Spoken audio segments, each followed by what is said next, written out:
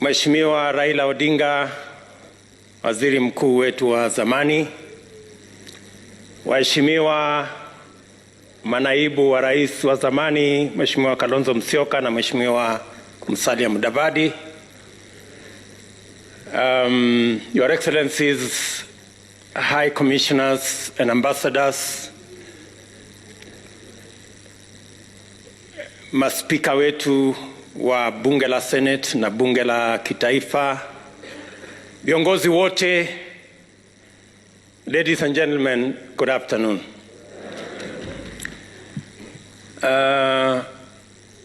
First, I want to say that I hope, Mheshimiwa Raila, you are not referring to me as a bourgeois.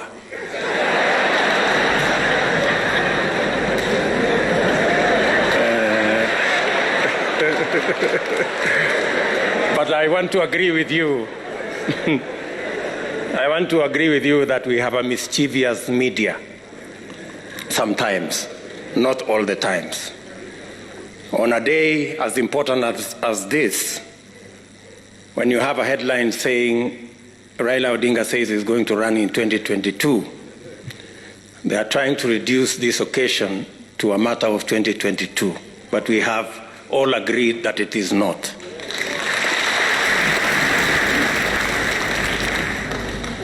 But on the same media, the same headline, they have said that William Ruto is coming to meet demons at Bomas.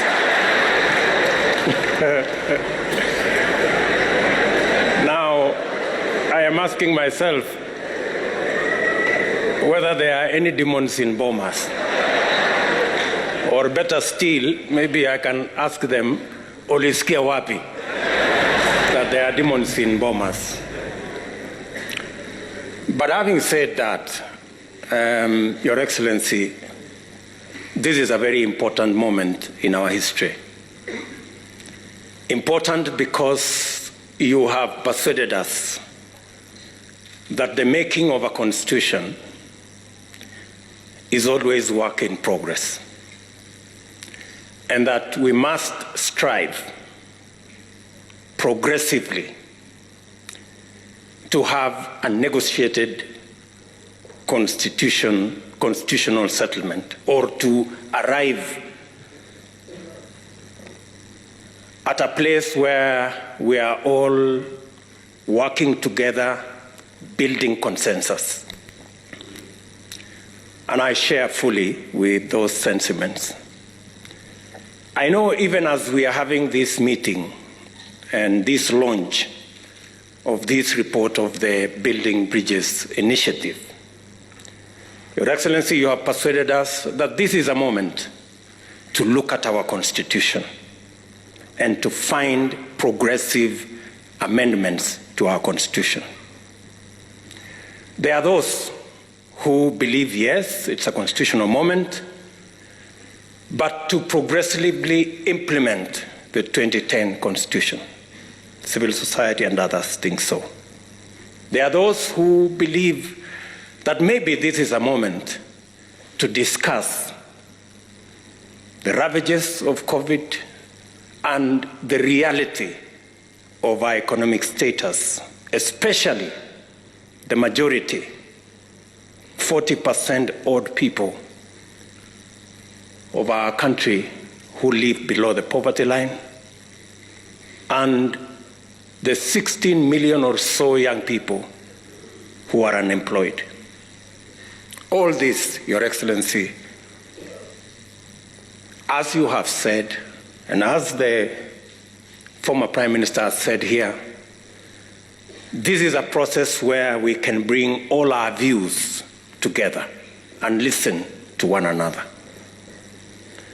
And no idea is more superior or less superior to the other.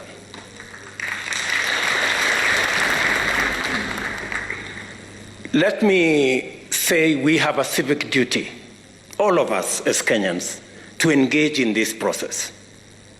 We do not have the luxury to say, I don't care. We do not have the luxury to walk away.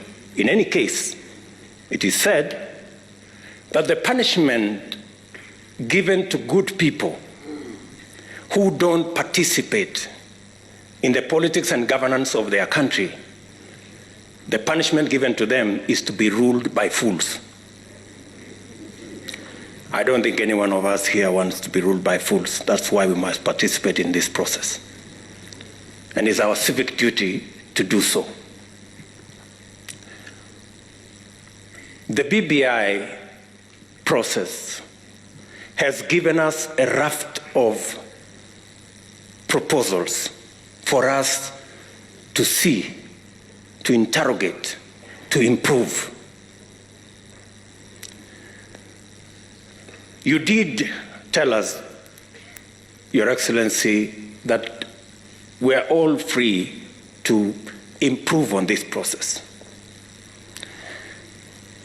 And the many proposals that have been put, especially that were outlined here by Adam Solo on administrative issues, on legislative issues, I believe that since we have a forum where in Parliament and in government, where we can discuss the policy, the administrative, and the legal issues in Parliament, that can be interrogated in that process.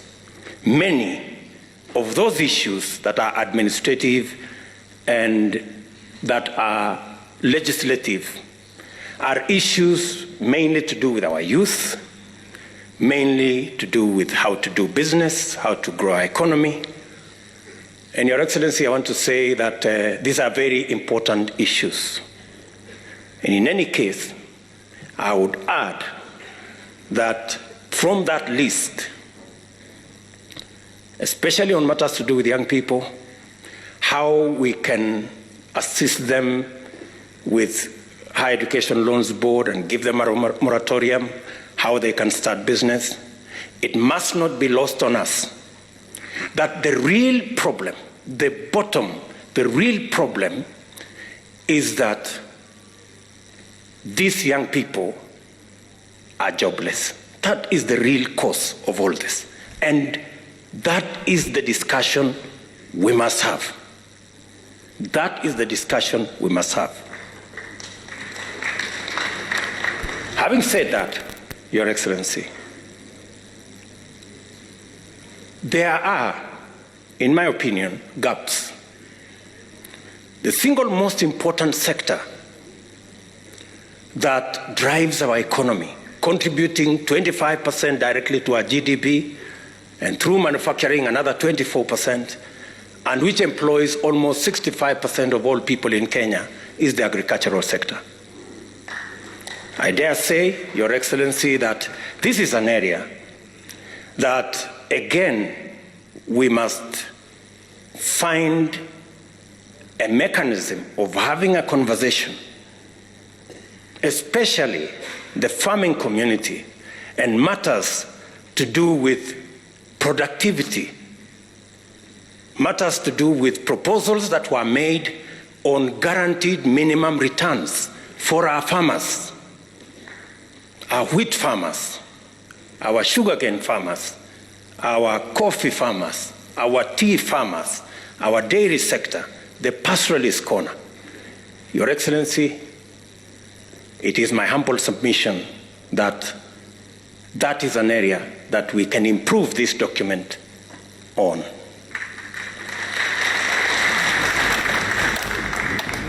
I have heard many speakers say they have finished reading and we should move on. We are not all at the same level when it comes to reading. Scientists like myself, we take a bit long because we interrogate things and we want experiments and we do many things. So I would plead with the fast learners like Kalonzo Musyoka to bear with us just a bit so that we can all move together. And I agree with Kalonzo Musyoka that we should try and have a non-contested referendum if we will end up there. But, Your Excellency, let me just say 2 or 3 things before I conclude. On the matter of the judiciary, allow me to say there is huge space for us to have an improvement on the proposal that has been made. Access to justice is one of the biggest challenges that we had, and that is why the 2010 Constitution was promulgated. As we talk today, the judiciary, as per the requirements of the law, there should be a high court in every county. As we talk today, there are counties, almost 5 counties, that do not have a high court, and many Kenyans have to travel far to look for justice.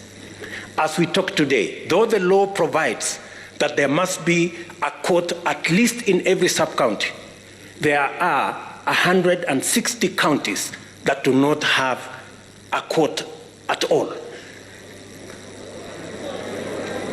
And the problem is that the budget for the judiciary, we need to operationalize the judiciary fund that is already in the Constitution,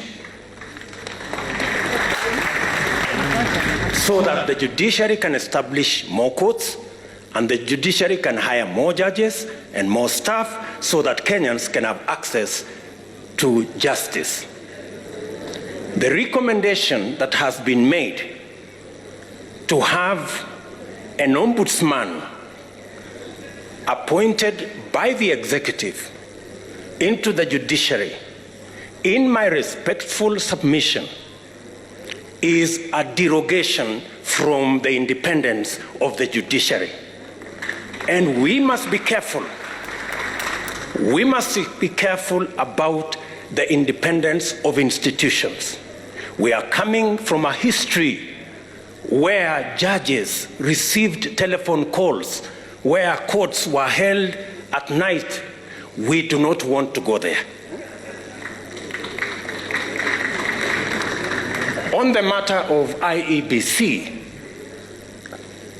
let me say, on the matter of IEBC, the recommendations that I have read say that political parties participate in the appointment of commissioners to IEBC.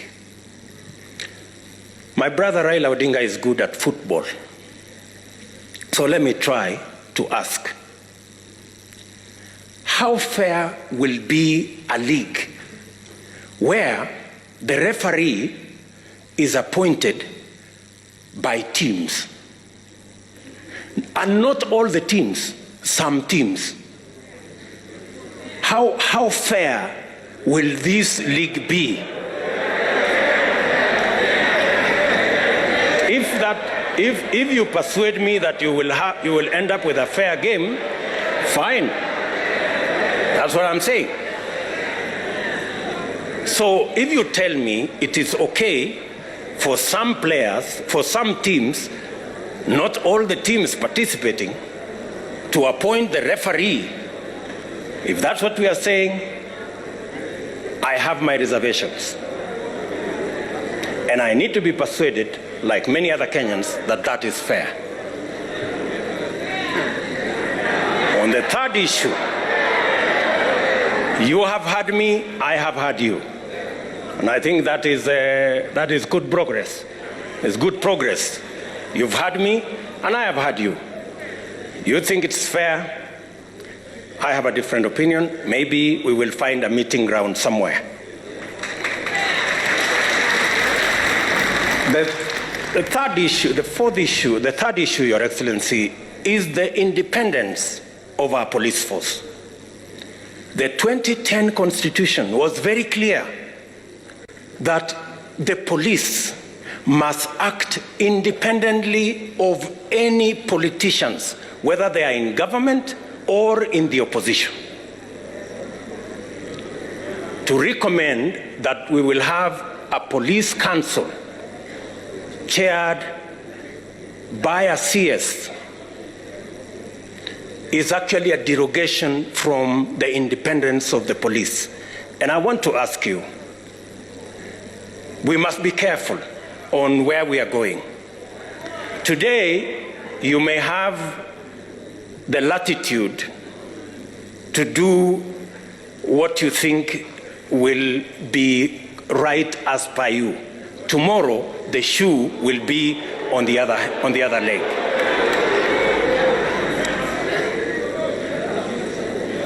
On matters to do with devolution, I agree that the increase to 35% is progressive, and that we must devolve more resources to counties.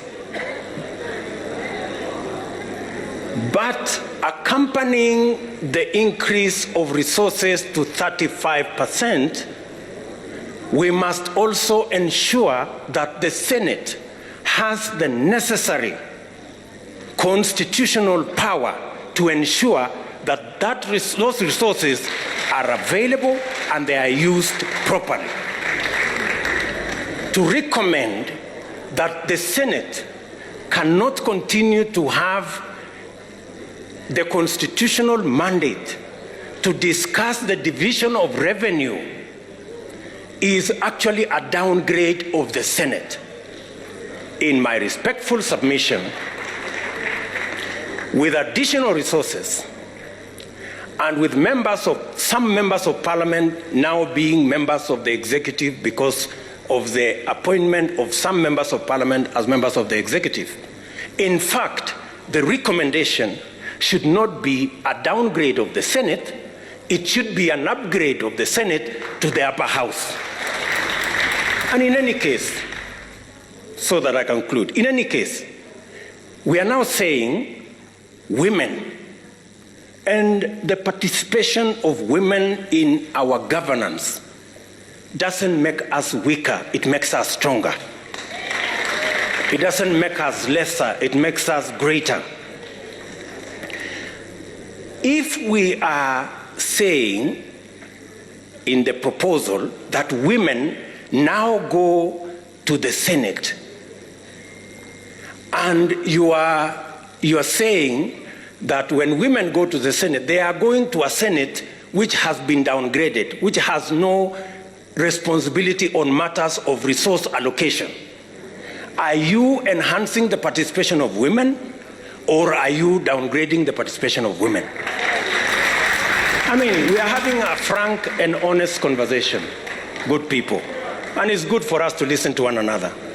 So if we are saying women who today are sitting in the National Assembly, where resources are being discussed, if we take them from the forum where resources are being discussed and take them to a downgraded Senate, we are making the participation of women nominal. The participation of women should be substantive, in my respectful submission. And finally, Your Excellency, I know